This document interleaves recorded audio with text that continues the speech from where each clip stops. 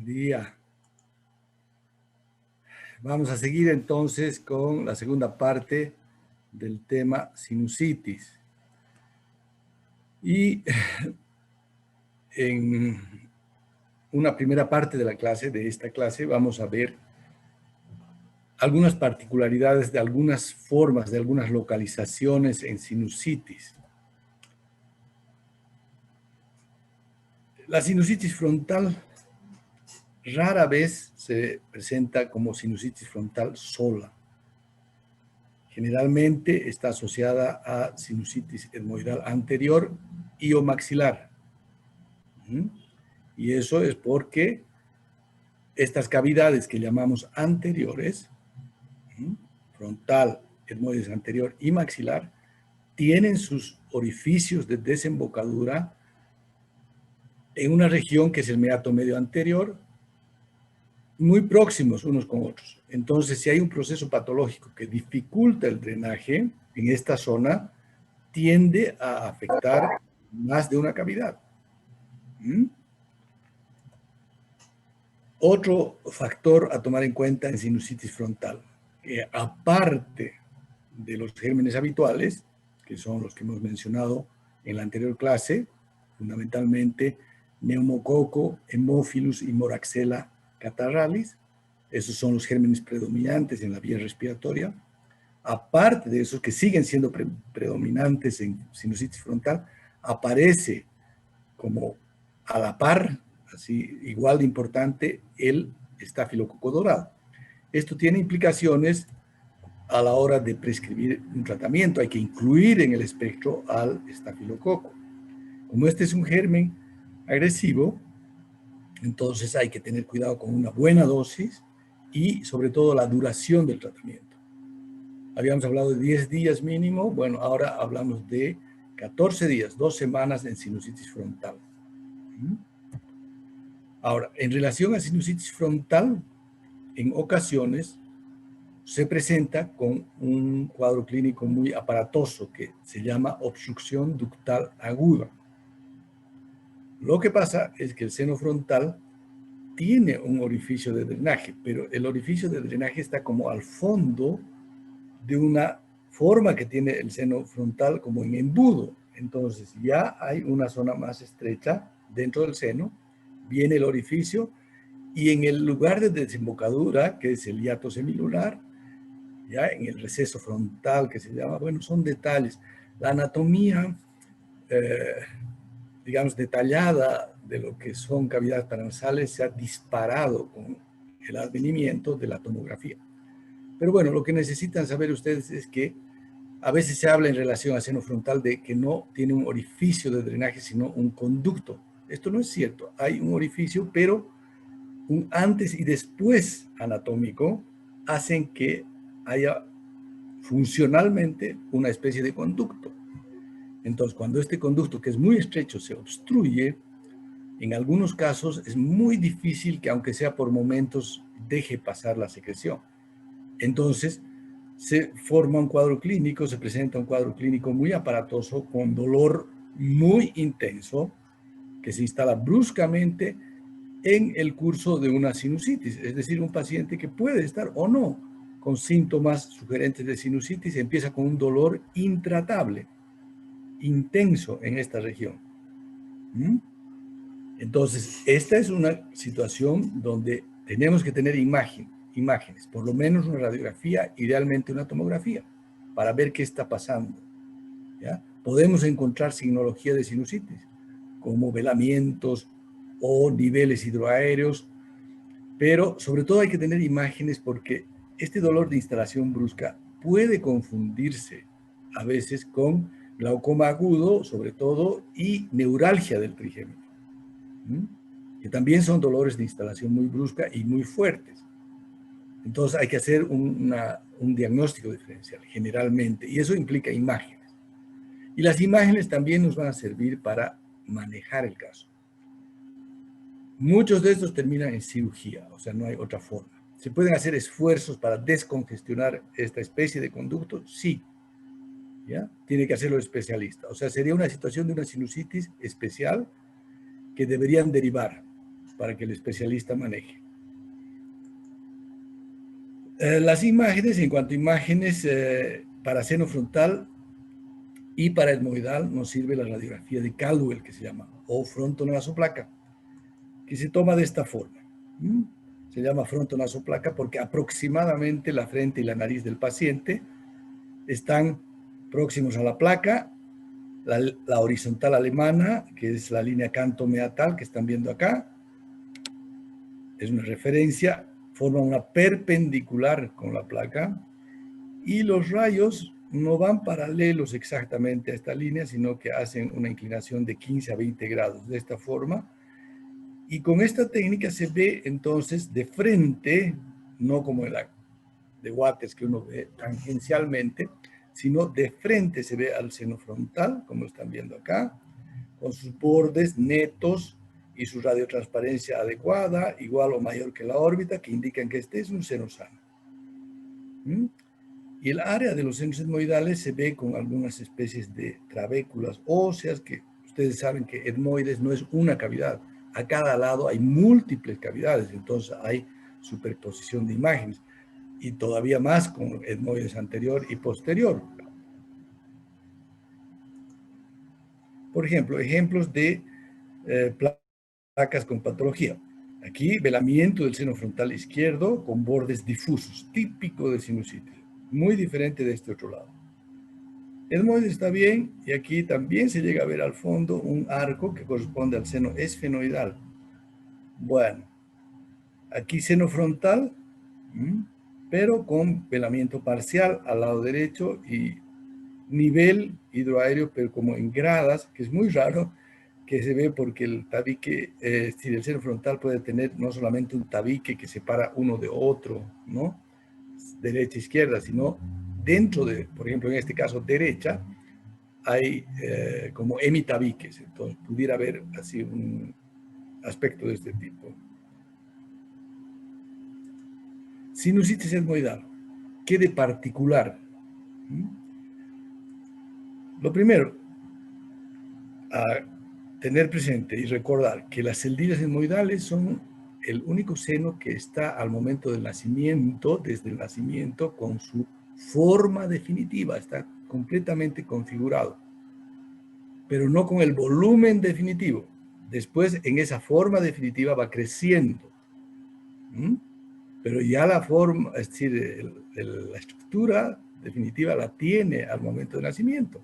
Por lo tanto, si un lactante se enferma con sinusitis, lo más probable es que sea sinusitis etmoidal, porque los otros senos están apenas como fondos de saco que difícilmente se enferman. Ahora, recordar que el etmoides anterior funciona, hace, digamos, cuerpo cuando se enferma con frontal y maxilar. En cambio, etmoides posterior, cuando se enferma, se suele enfermar con esfenoides más. Todo esto por el drenaje, ¿no? El sitio de drenaje. Ahora, también hay que acordarse que a veces los lactantes, o en la primera infancia, pueden cursar con síntomas de sinusitis, que cuando no son dolor, cuando no hay dolor, el lactante no se queja, no expresa los síntomas. Entonces puede pasar el cuadro clínico desapercibido. Y los bebés pueden aparecer en el médico directamente con la complicación, que más frecuentemente es orbitaria. ¿Ya? Entonces, cuando hay signos de complicación orbitaria, que vamos a ver enseguida, sobre todo en los lactantes, hay que estudiar, hay que determinar exactamente qué está pasando, porque si hubieran colecciones purulentas, hay que drenar quirúrgicamente inmediatamente, porque si no hay secuelas. Y en los niños hay que hacer un diagnóstico diferencial de toda esta signología de tumefacción de párpados, con la que se presentan las complicaciones orbitarias, con patología que también suele ser frecuente en los niños de vía lagrimal. Infección del saco lagrimal, una traqueocistitis aguda o alguna obstrucción del conducto. Lagrimonasal puede ser. Ya dijimos que etmoides se ve o se puede ver en radiografía de Caldwell, como en este caso, aquí ven la zona etmoidal. Acá se ve un etmoides que parece más grande, pero si se fijan, la cabeza está muy rotada en esta placa.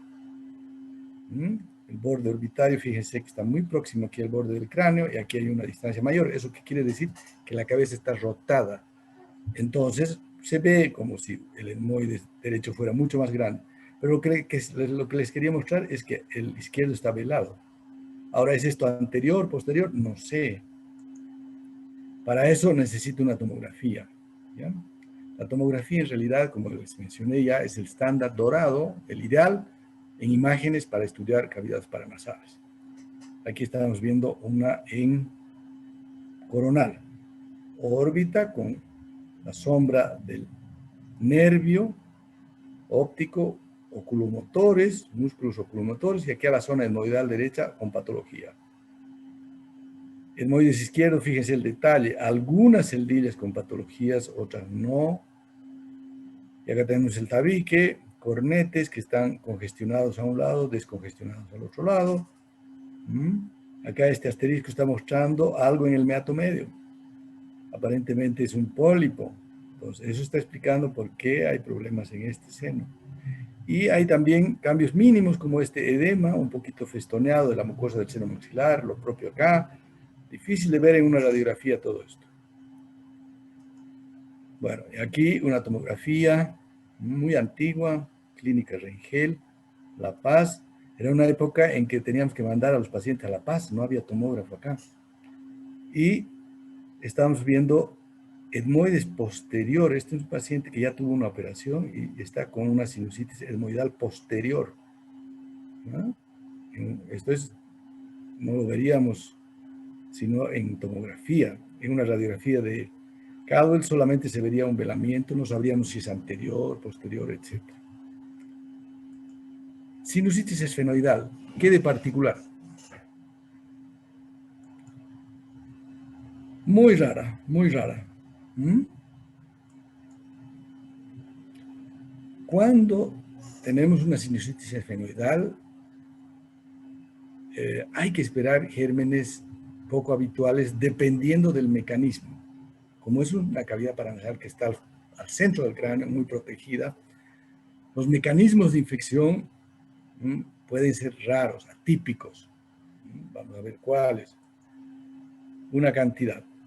En los países que tienen costa, bueno, hay mucho deporte acuático, inmersiones, zambullidas, etc. En esas situaciones a veces entra agua contaminada al seno esfenoidal y se produce sinusitis y gérmenes atípicos. Cuerpos extraños hemos encontrado a veces en esa localización posterior que pasan mucho tiempo inadvertidos y, bueno, gérmenes poco habituales. Taponamientos posteriores que se quedan por necesariamente a veces mucho tiempo, pueden también infectar el seno. Cirugías de la zona, que son relativamente frecuentes, les voy a explicar por qué.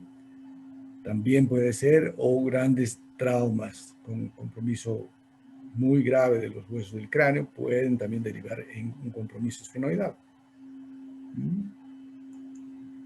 ¿Cómo estudiamos el seno esfenoidal en cuanto a radiografías? Radiografía lateral de cráneo. Para ubicarse más fácilmente, por lo menos a mí me resulta muy cómodo ubicar primero esto.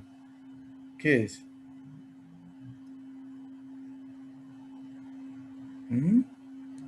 ¿La silla turca? La silla turca con la apófisis. ¿Cómo se llama esta apófisis?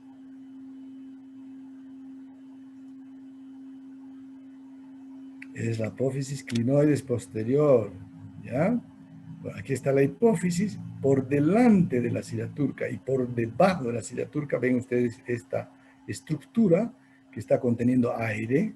¿Ah? Y ese es el seno esfenoidal.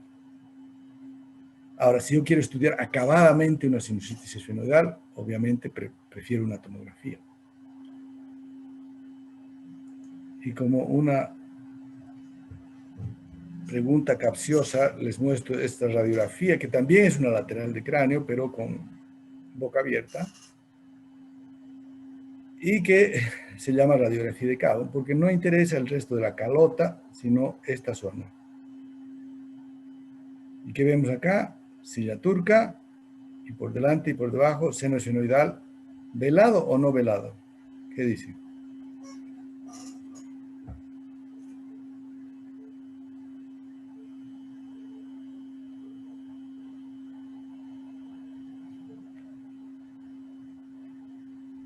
¿Tendría este paciente una sinusitis? Porque es muy diferente lo que vieron acá, ¿no es cierto? Esta es la sombra de una cavidad con aire.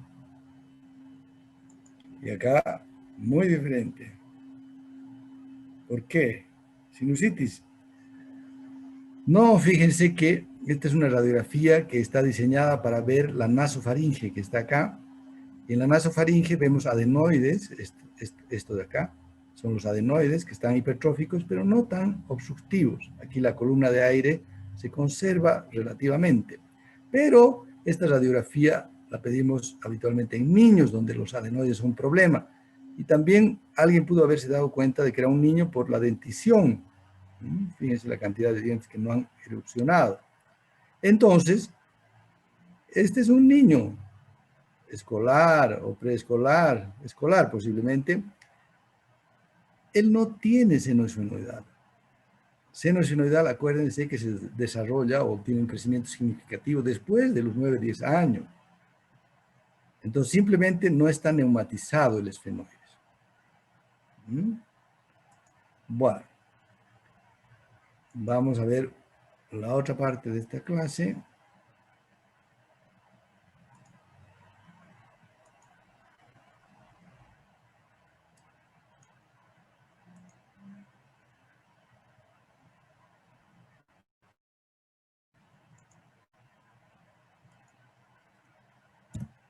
Sinusitis crónica, ¿ya? En general lo que hemos hablado hasta ahora es de sinusitis aguda. ¿En qué momento empezamos a hablar de sinusitis crónica? Bueno, ¿qué es la sinusitis crónica? Es una infección de una o más cavidades paranasales. ¿Eh? Cuando es una cavidad hablamos de monosinusitis. Cuando son varias, polisinusitis. Y cuando decimos pansinusitis, ¿a qué nos referimos? ¿Varias? Todas las cavidades, todas. Entonces, infección que se caracteriza porque de algún modo se llegó a cambio histopatológico permanente en la mucosa del seno. Entonces son cambios histopatológicos que no revierten fácilmente, por lo tanto tienden a evolucionar en forma crónica, no responden al tratamiento médico, meses o años. Ahora, ¿por qué? Hay casos donde el problema es estructural. Hay problemas de drenaje relacionados con estructuras alteradas, fundamentalmente en el meato medio, pues no hay cómo se soluciona. Pero hay una cantidad de otras enfermedades crónicas, sinusitis crónica, que tienen que ver con trastornos primarios de la mucosa. Por ejemplo, un paciente que tiene rinitis crónica alérgica. Entonces él va a tener cambios permanentes en la mucosa, o por años. Y si tiene sinusitis, va a tender a también ser por mucho tiempo. También hay problemas con los cilios. Hay las llamadas disquinesias ciliares. Los cilios no se mueven bien, entonces el mecanismo de transporte de secreciones falla. Y como es una condición genética, no cambia. Entonces, sinusitis crónica. O problemas con el moco. Hay una enfermedad que tiene problemas en la calidad del moco, la mucoviscidosis, el moco espeso. Tampoco puede ser evacuado adecuadamente, sinusitis. ¿Y qué forma? No aguda, sino crónica. Esa es la sinusitis crónica. Es uno de los escenarios donde hay que estudiar. Entonces, es un caso o son casos que hay que derivar al especialista para que se estudie el origen y eventualmente se trate la causa. Como por ejemplo en este caso donde se estudió y se encontró, este es un corte. ¿Qué tipo de corte será este?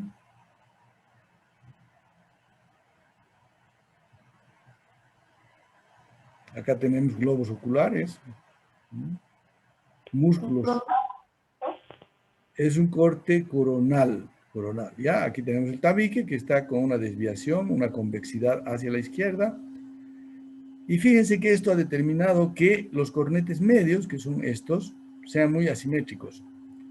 En esta concavidad, hacia el lado derecho hay una concavidad, el cornete medio ha hecho una hipertrofia compensadora muy grande. Y esto ha resultado en que esta estructura, que se llama apófisis nuciforme, que está adecuadamente posicionada en el lado izquierdo, permitiendo el paso de aire, o sea, una ventilación adecuada, ventilación y drenaje adecuados. En el lado derecho no. Entonces aquí hay problemas para ventilar y drenar por esta alteración estructural. Y tenemos un engrosamiento de la mucosa, un nivel hidroaéreo, inclusive sinusitis crónica.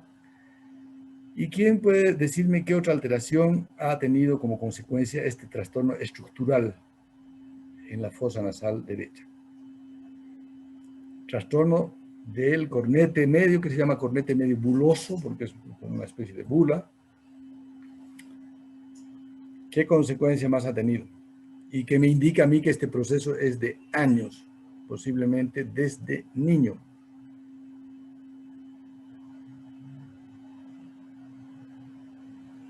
Fíjense el tamaño de los senos. Un seno grande, este es un seno pequeño. Entonces la ventilación inadecuada ha derivado en falta, o digamos no falta, pero escaso o disminuido desarrollo del seno maxilar derecho. Entonces, hablemos de indicaciones de cirugía, porque hablar de sinusitis crónica es también la posibilidad, no siempre, pero de una cirugía. En un trastorno primario de la mucosa, la cirugía poco podría ayudar. Pero, ¿en qué casos hay que indicar cirugía en relación a senos paranasales? Ya dijimos, sinusitis crónica, o sea, infección persistente que no responde al tratamiento médico. Cuadros clínicos como la obstrucción ductal agudo, donde hay un dolor intratable, también habría que pensar en un drenaje quirúrgico. Pacientes que vienen o se presentan con complicaciones de sinusitis, con infecciones de órbita o de endocráneo sobre todo. Casos donde yo, por evidencia de imágenes sobre todo, pueda sospechar que hay necrosis de las paredes del seno por sinusitis. Entonces, ese es un paso previo a la complicación. Entonces, habría indicación quirúrgica. En algunos casos de sinusitis también tenemos formación de quistes mucosos o quistes purulentos, que se llaman mucocele o piocele respectivamente. También hay indicación quirúrgica. ¿Y cuáles son los objetivos de la cirugía? Restablecer la ventilación adecuada y el drenaje adecuado del seno, conservando las estructuras y la mucosa sana. Acuérdense que hemos hablado bastante de la funcionalidad de la mucosa y su mecanismo de arrastre mucociliar. Entonces, debe conservarse ese mecanismo. Si hay alteraciones anatómicas, como por ejemplo la que vimos en la tomografía, hay que corregir. Y en la cirugía hay que eliminar algunas formas de tejido patológico, como los pólipos excedentarios o el tejido necrótico. Pero la cirugía moderna es una cirugía que se dice que es funcional por eso, porque va a buscar el restablecimiento de los mecanismos normales, fisiológicos de los senos. Habitualmente es endoscópica o microscópica. Veamos ahora qué puede pasar a nivel de complicaciones hablando de sinusitis. La complicación es el paso de la infección del seno a alguna región vecina. Y eso en senos paranasales es órbita, huesos del cráneo o endocráneo. Orbitales, que es lo más interesante ahora. Tenemos una secuencia de gravedad, que es esta. Celulitis preseptal es lo más leve, luego viene absceso subperióstico o periorbitario, por fuera del periósteo orbitario, infección de la grasa orbitaria, que se llama celulitis orbitaria, que es muy grave, y el absceso orbitario, que es lo más grave. Veamos, ¿qué es esto de la celulitis preseptal? ¿Qué es el septum orbitario? En este corte que están viendo acá, este es el reborde orbitario, estos son los párpados. Entonces, entre el reborde orbitario superior y este esqueleto que tiene el párpado, ¿cómo se llama esta lámina? semirrígida que tienen los párpados. Párpado superior. No se sabe. ¿Perdón? Lámina tarsal.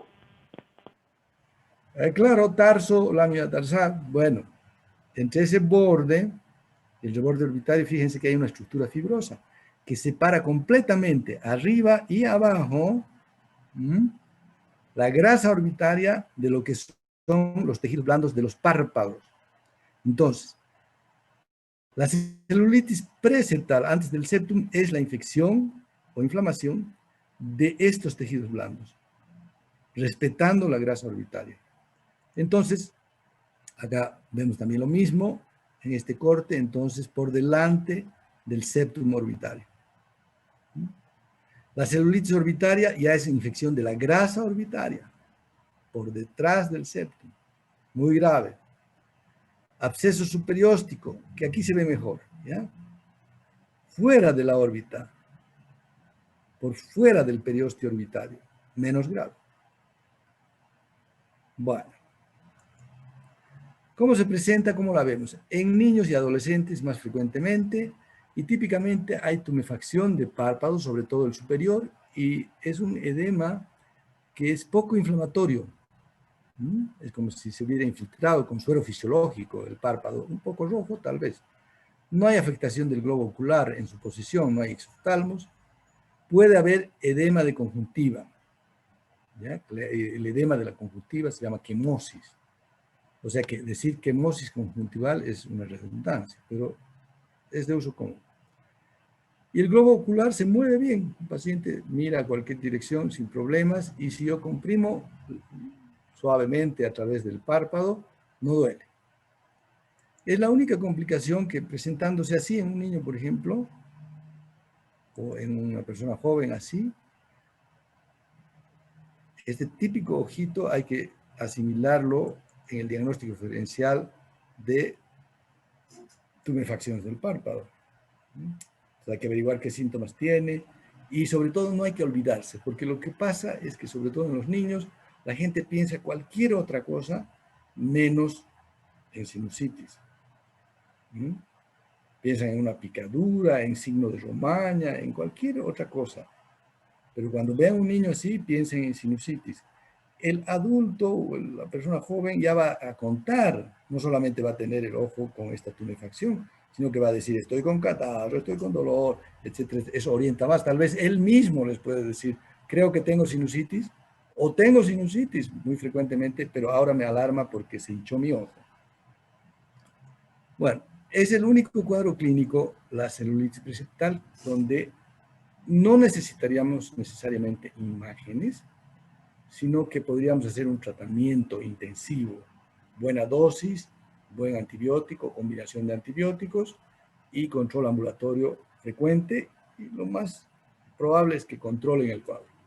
Pero de aquí para adelante ya cambia la cosa. Son pacientes que posiblemente van a ser internados y estudiados, tratamiento intrahospitalario, eventualmente drenaje quirúrgico.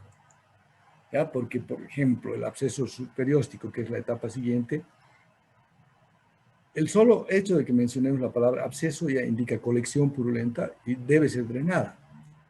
Entonces, es una etapa que sigue a la celulitis preseptal y se produce porque hay una comunicación entre algunos pacientes, una continuidad anatómica entre la mucosa, los vasos de la mucosa de alguna cavidad paranasal y el periósteo orbitario.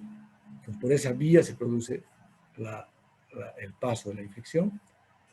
Y en el caso del absceso superióstico vamos a ver los signos inflamatorios de párpados, pero como ya hay una lesión que ocupa espacio, entonces desplaza el globo ocular, hay exoftalmo, habitualmente hacia abajo y hacia afuera, como en estos dos casos, ¿no es cierto? ¿Podríamos pensar en celulitis preseptal inicialmente? Sí, aquí, ¿ya? Pero, si se fijan, este ojito me mira y este ojito me mira también, pero el contralateral ya no me mira.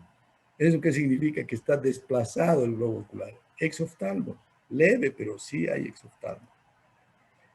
Eso implica tomografía, como en este caso que estamos viendo acá, la lesión, porque va a necesitar drenaje, aparte del tratamiento intensivo antibiótico. La celulitis orbitaria es mucho más grave porque es una infección de la grasa orbitaria, más frecuente por sinusitis hemorroidal o maxilar, aparte de los signos inflamatorios de los párpados, que esta vez son muy intensos, y el globo ocular empieza a moverse menos. Hay que, de todas maneras, internar, hacer tomografía, ver si hay colección o no.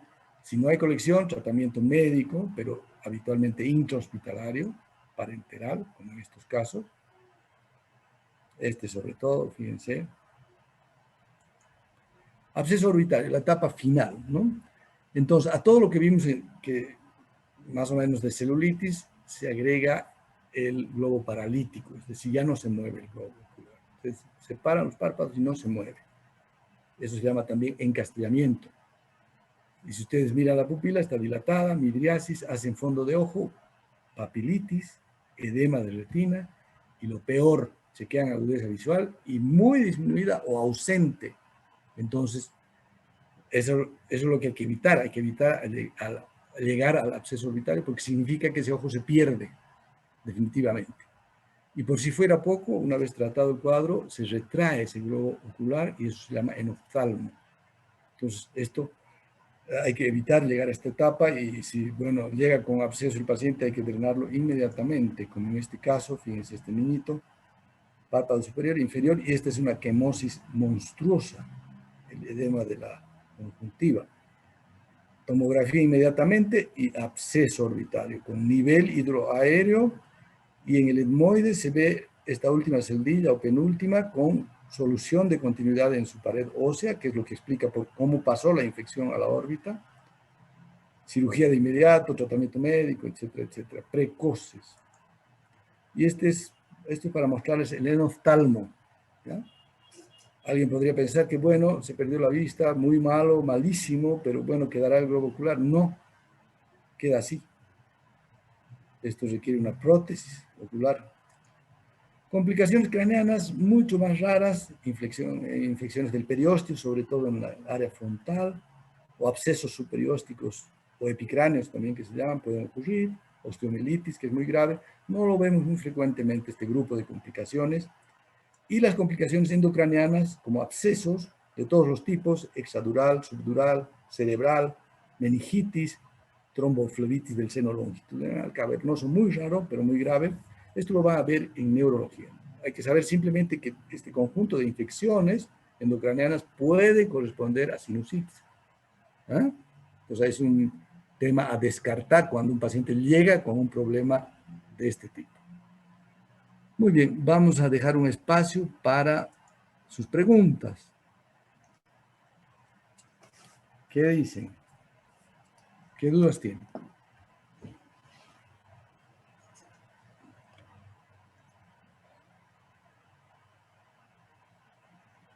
Bueno, con esto terminamos sinusitis. Nos queda una clase más que es de tumores de nariz y cavidades paranasales. Con eso terminamos lo que es tema nariz, ¿ya? Que incluye rinología, incluye nariz y cavidades paranasales.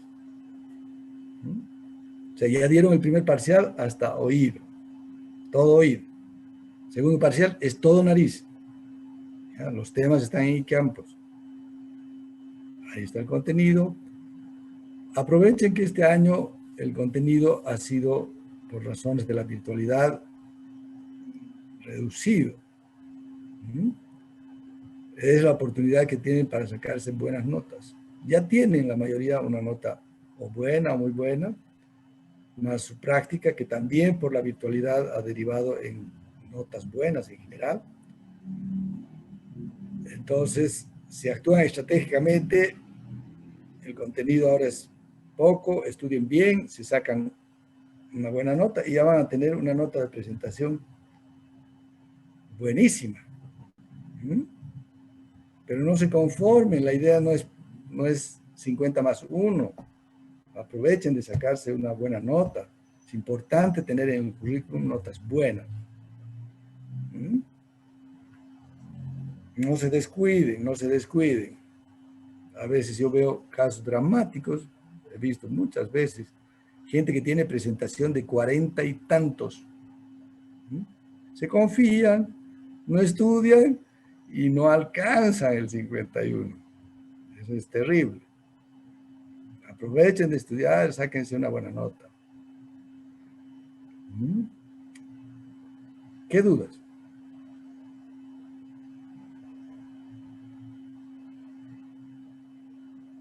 ¿Está todo claro? ¿Qué les parece el sistema de examen por eCampus? ¿Está bien?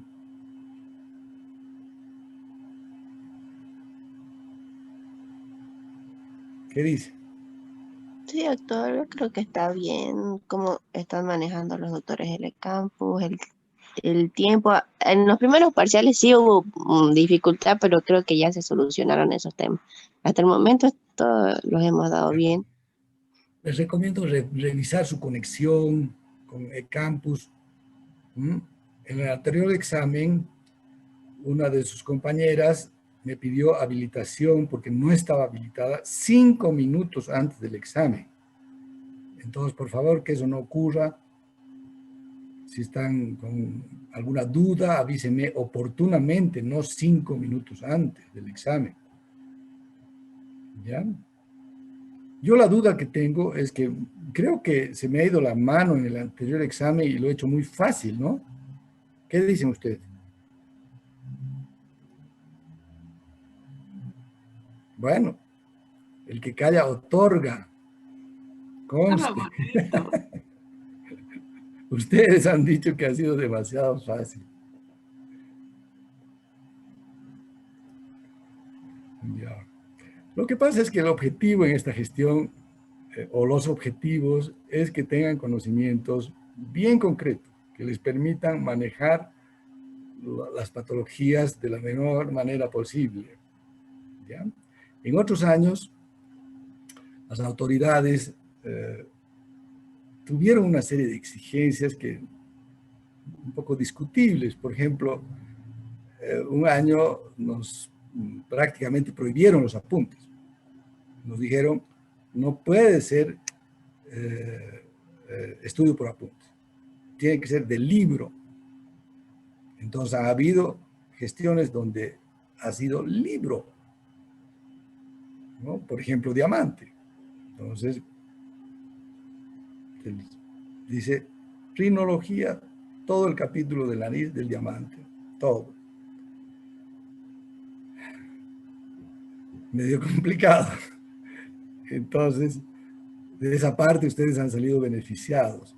Y yo no creo que sea una mala idea, porque yo soy de la idea de que hay que saber o hay que tener conocimientos lo más posible, pero es más práctico que sea un conocimiento selectivo, seleccionado, de lo que realmente va a servir, ¿no? Ese es el objetivo. Que aprendan lo que realmente les va a servir. Entonces, es más fácil estudiar, ¿no? El contenido es más comprimido. Como es más comprimido, también entonces, ustedes en contraparte, ese contenido reducido tienen que saberlo al revés y al derecho. Pensando no solamente en aprobar el examen, ese conocimiento es para ustedes, no es para mí. Bueno. Bien, entonces, nos vemos dentro de una semana, última clase, después ya viene el examen parcial. En eso quedaríamos por hoy día, que les vaya muy bien, hasta dentro de una semana. Hasta luego, doctor. Hasta luego, Hasta luego. doctor. Hasta luego, doctor.